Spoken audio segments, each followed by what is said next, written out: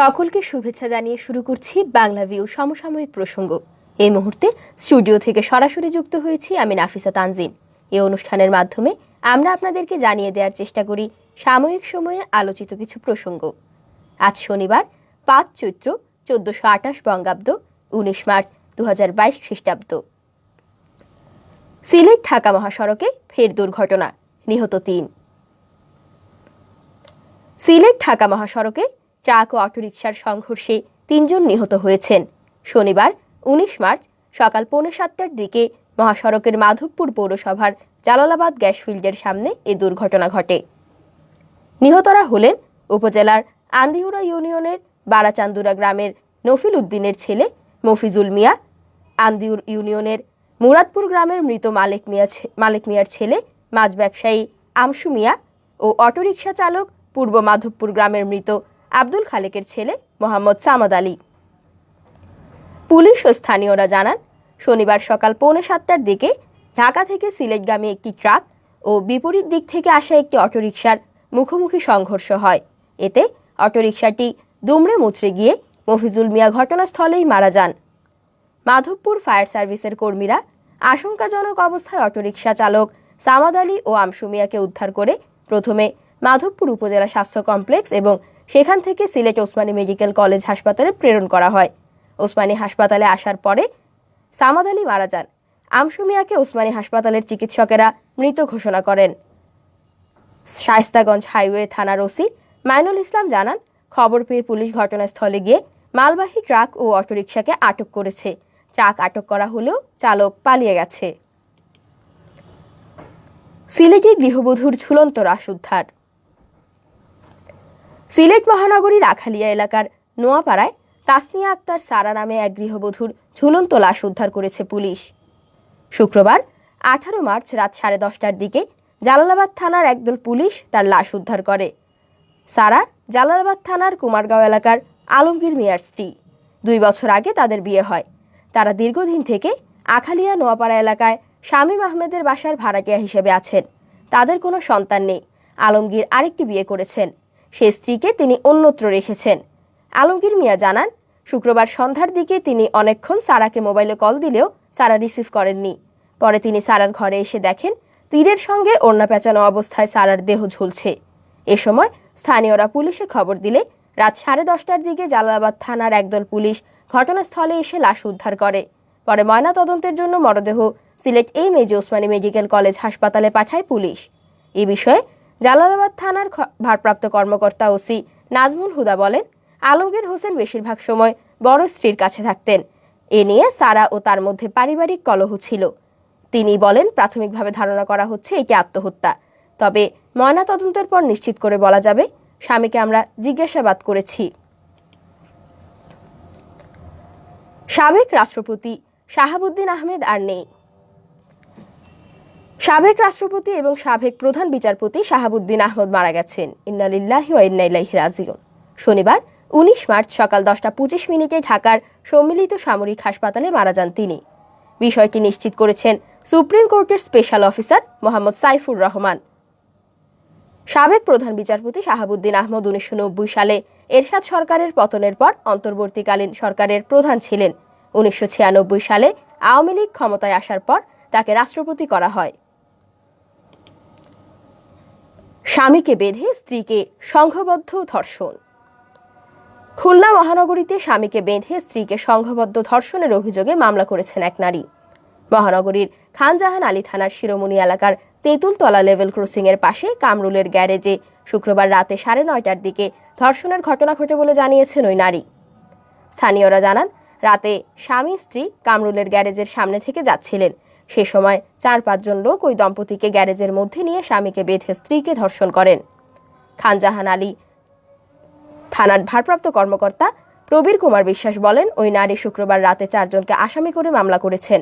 আসামিরা হলেন কামরুল, জীবন, সুমন ও আলা। এখনও কাউকে গ্রেপ্তার করা যায়নি। ওই নারীকে খুলনা মেডিকেল কলেজ হাসপাতালের ওয়ান স্টপ ক্রাইসিস সেন্টারে ভর্তি করা হয়েছে। ইউক্রেনে হাইপারসনিক মিসাইল ব্যবহারের দাবি রাশিয়ার। ইউক্রেনে হাইপারসনিক মিসাইল ব্যবহারের দাবি করল রাশিয়া। হাইপারসনিক মিসাইল হল শব্দের চেয়ে কয়েক গুণ দ্রুত গতিসম্পন্ন অস্ত্র, যা প্রতিরক্ষা ব্যবস্থাকেও ফাঁকি দিতে লক্ষ্যবস্তুতে আঘাত হানতে পারে। শনিবার রুশ প্রতিরক্ষা মন্ত্রণালয়ের বরাত দিয়ে রাশিয়ার রাষ্ট্রীয় গণমাধ্যম ইন্টারফ্যাক্স এর তথ্য জানিয়েছে। খবর দ্য গার্ডিয়ানের। প্রতিবেদনে বলা হয়েছে, ইউক্রেনের পশ্চিমাঞ্চলীয় ফ্রাঙ্কিভস্ক অঞ্চলের একটি বড় ভূগর্ভস্থ ক্ষেপণাস্ত্র ও বিমান গোলাবারুদের ডিপোতে এই হামলা চালানো হয়। রুশ প্রতিরক্ষা মন্ত্রণালয় আরও জানায়, তারা উপকূলীয় ক্ষেপণাস্ত্র ব্যবহার করে ইউক্রেনের বন্দর নগরী ওডেসার কাছে দেশটির সামরিক বাহিনীর রেডিও ও অনুসন্ধান কেন্দ্র ধ্বংস করে দিয়েছে। তবে গত 23 দিনে ইউক্রেনের বেশ কয়েকটি নগরী দখলে নিয়েছে রুশ বাহিনী। ইউক্রেন নিয়ে সর্বশেষ আপডেট যা জানালো যুক্তরাজ্য। ইউক্রেনে গত 24 ফেব্রুয়ারি সামরিক অভিযান শুরু করে রাশিয়া। রাশিয়ার সামরিক অভিযান শুরুর পর যুক্তরাজ্য দেশটিতে সামরিক সংক্রান্ত বিভিন্ন তথ্য প্রকাশ করছে। ব্রিটিশ প্রতিরক্ষা মন্ত্রণালয় শনিবার জানিয়েছে, ইউক্রেনে রাশিয়া এখন পর্যন্ত তার আসল লক্ষ্য অর্জন করতে ব্যর্থ হয়েছে। গোয়েন্দা তথ্যের বরাতে যুক্তরাজ্যের প্রতিরক্ষা মন্ত্রণালয় আরও জানিয়েছে, ইউক্রেন সেনাবাহিনীর প্রতিরোধের মাত্রা এবং প্রচণ্ডতা দেখে রুশ বাহিনী বিস্মিত হয়েছে। গার্ডিয়ানের খবরে বলা হয়েছে, সর্বশেষ গোয়েন্দা তথ্যে যুক্তরাজ্যের প্রতিরক্ষা মন্ত্রণালয় বলছে, রাশিয়া ইউক্রেনে অভিযানের কৌশল পরিবর্তন করতে বাধ্য হয়েছে। তা এখন তারা ইউক্রেনকে চেপে ধরার কৌশল নিয়েছে, আর এতে ইউক্রেনে বেসামরিক নাগরিক হতাহতের সংখ্যা বৃদ্ধি পেয়েছে। প্রোটিয়াদের বিপক্ষে ঐতিহাসিক জয়, কি পরিকল্পনা ছিল সাকিবের? শুক্রবার 18 মার্চ সেঞ্চুরিয়ানে প্রথম ওয়ানডেতে দক্ষিণ আফ্রিকাকে 38 রানে হারিয়েছে বাংলাদেশ। এই জয়ের মধ্য দিয়ে নতুন ইতিহাস রচিত হলো। প্রথমবারের মতো প্রোটিয়াদের মাটিতেই তাদেরকে হারালো টাইগাররা। এর আগে 3 ফরম্যাটে খেলা 19 ম্যাচের একটিতেও জয়ের স্বাদ পায়নি বাংলাদেশ দল। এবার সেই আক্ষেপে প্রলেপ পড়ল। 3 ম্যাচ ওয়ানডে সিরিজের প্রথম ম্যাচে আগে ব্যাট করে স্কোরবোর্ডে 313 রান জমা করে 38 রানের জয়। ম্যাচ শেষে সাকিব আল হাসান মনে করছেন, প্রতিপক্ষের কৌশল বদলাতে বাধ্য করাতেই এত রান উঠেছে স্কোরবোর্ডে, এতেই পাওয়া গেছে জয়। ম্যাচ সেরার পুরস্কার হাতে অলরাউন্ডার সাকিব আল হাসান বলেন, আমি ভাবছিলাম দ্রুত রান করা উচিত, তা না হলে আমরা 260 থেকে 270 রানের বেশি করতে পারতাম না। আমরা যে ছন্দটা পাই 30 ওভারের সময়, ওটাই ম্যাচের চেহারা পাল্টে দিয়েছে। আমরা জানতাম যে ডেথ ওভারে রাবাদা 3-4 ওভার বোলিং করবে। চেষ্টা করেছিলাম যেন তারা রাবাদাকে আগে বোলিং করাতে বাধ্য হয়, সেজন্যই আমাদের ঝুঁকি নিতে হয়েছে। এটাই আমরা করতে সক্ষম হয়েছি। সাকিবের ব্যাখ্যা, আমি 7-8 বল খেলার পর বুঝতে পারি যে উইকেটটা ব্যাটিংয়ের জন্য ভালো। আমাদের 300 এর কাছাকাছি রান করতে হতো। আমাদের শুরুটাও ভালো হয়েছে। লিটন তামিম ভালো শুরু এনে দিয়েছে। আমাদের জন্য ছন্দটা ধরে রাখা উচিত ছিল, কারণ নতুন বলের উজ্জ্বলতা চলে যাওয়ার পর রান করা সহজ মনে হচ্ছিল। সেই সুবিধাটাই নিতে চেষ্টা করেছি। ভাগ্য ভালো, আজ সেটা কাজে লেগেছে। সঙ্গে যোগ করেন সাকিব, আমি যখন ক্রিজে আসি তখন বল তেমন কিছুই করছিল না, যেমনটা প্রথম 10 ওভারে করছিল। আমরা সোজা ব্যাটে খেলেছি, কিন্তু ঝুঁকি নিয়েছি। এটাই আজ কাজে লেগেছে। তৃতীয়বার ফিল্মফেয়ার অ্যাওয়ার্ড পেয়ে আপ্লুত জয়া আহসান।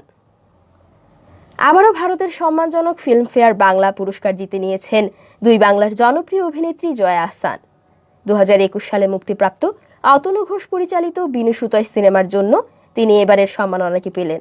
বৃহস্পতিবার সন্ধ্যায় জামকালো আয়োজনে তাকে শ্রেষ্ঠ অভিনেত্রীর সম্মাননা তুলে দেওয়া হয়।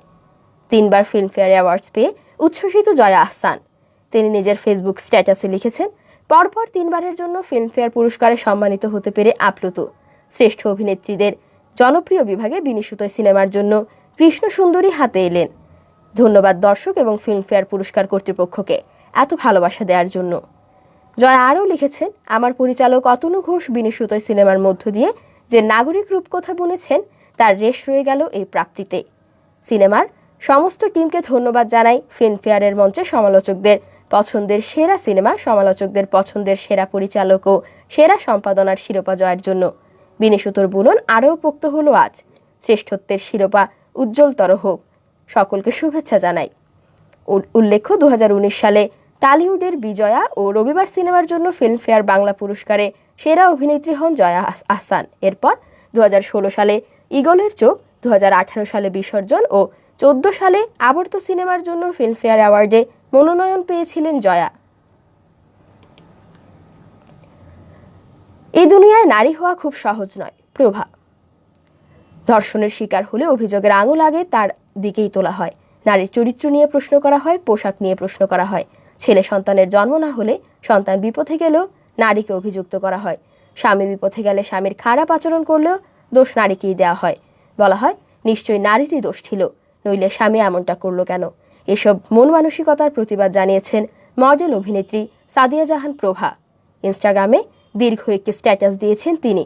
তার স্ট্যাটাসটিতে তিনি লিখেছেন, বিচ্ছেদ সেই স্বামীকে ধরে রাখতে পারেনি, ধর্ষণ তখন সে কি পড়েছিল, সন্তানহীন বিবাহিত জীবন সে বন্ধা। ছেলে সন্তানের জন্ম না হলে সবই তার দোষ, তার গর্ভে ছেলে সন্তান নেই। ধনী ও স্বাধীন সে পতিতা। সন্তান খারাপ হলে সবই মায়ের দোষ, মায়ের কারণেই সন্তান নষ্ট হয়ে গেছে। খেলাধুলা করতে চাইলে তুমি মেয়ে, এসব তোমার জন্য কঠিন, আর এসব তোমার জীবনের লক্ষ্য হওয়া উচিত না। একা থাকলে এবং গাড়ি চালালে জামাই পাবে না, সবাই পালাবে। নিজের ইচ্ছার কথা বললে সে খুব বসি। 30 থেকে 40 বছর পর অবিবাহিত থাকলে সে দায়িত্ব জ্ঞানহীন। বিবাহিত সে এখন তার স্বামীর সম্পত্তি। সঙ্গে প্রতারণা করলে সব তার দোষ, তার কারণে স্বামী এমন করেছে। বিধবা সম্পত্তির জন্য সেই তার স্বামীকে খেয়েছে। আবার বিয়ে করলে মৃত স্বামীর জন্য সে মোটেও দুঃখ করে নাই। পারিবারিক সহিংসতার শিকার হলে নিশ্চয়ই তার দোষ ছিল। এসব নিয়ে চিন্তা করলে এ দুনিয়ায় নারী হওয়া খুব সহজ নয়। দয়া করে নারীদের শ্রদ্ধা করুন। শেষ করছি করোনার আপডেট দিয়ে। 1 বছরের বেশি সময় পর করোনায় মৃত্যু দেখল চীন। চীনের জিলিন প্রদেশে করোনা ভাইরাসে আক্রান্ত হয়ে 2 জনের মৃত্যু হয়েছে। চীনের জাতীয় স্বাস্থ্য কমিশনের বরাত দিয়ে আজ শনিবার এই তথ্য জানিয়েছে দ্য নিউ ইয়র্ক টাইমস। এর আগে চীনে করোনায় সর্বশেষ মৃত্যুর ঘটনা ঘটেছিল 2021 সালের জানুয়ারিতে। চীনের জাতীয় স্বাস্থ্য কমিশন জানিয়েছে চীনে স্থানীয়ভাবে করোনায় সংক্রমিত হয়েছে আরও 3844 জন। এর বেশিরভাগই জিলিন প্রদেশের। 1 সপ্তাহ আগেও জিলিনে দৈনিক করোনা সংক্রমণ সংখ্যা ছিল গড়ে 100 জন। করোনায় সংক্রমণ বেড়ে যাওয়ায় জিলিনের বাসিন্দাদের চলাফেরায় কঠোর বিধিনিষেধ আরোপ করা হয়েছে। নিউ ইয়র্ক টাইমস তাদের প্রতিবেদনে জানিয়েছে প্রকাশিত সংখ্যার চেয়ে চীনে করোনায় মৃত্যু ও শনাক্তের সংখ্যা আরও বেশি হতে পারে। সম্প্রতি চীনে যারা করোনা আক্রান্ত হয়েছেন তাদের জন্য ওমিক্রনের সাব ভ্যারিয়েন্ট BA.2 এর উপস্থিতি দেখা গেছে। আজ এ পর্যন্তই। সকলেই ভালো থাকুন, সুস্থ থাকুন। চোখ রাখুন বাংলা ভিউ ও সিলেট ভিউর পর্দায়।